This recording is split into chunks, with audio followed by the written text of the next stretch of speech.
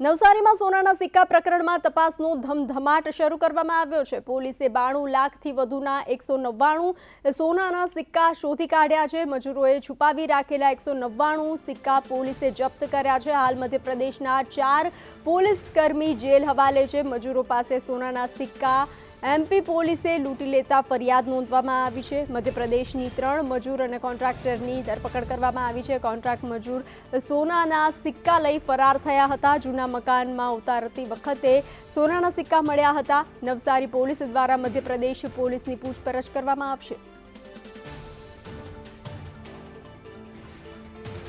આ કેસ બાબતે મધ્યપ્રદેશના સોંડવા થાનાની અંદર એક બીજી એફઆઈઆર નોંધવામાં આવી છે, જેમાં અમારા આરોપી રમકુ બંશી ભાડિયા દ્વારા એવી રીતે ક્લેમ કરવામાં આવ્યું છે કે લોકલ પોલીસ દ્વારા એમના તરફથી આ સિક્કા લૂંટી લેવામાં આવ્યા છે।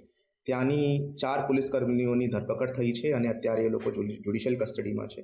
તો અમે કોર્ટની એપ્રોપ્રિએટ પરમિશન લઈને એમના તરફ ડેફિનેટલી પૂછપરછ કરવામાં આવશે।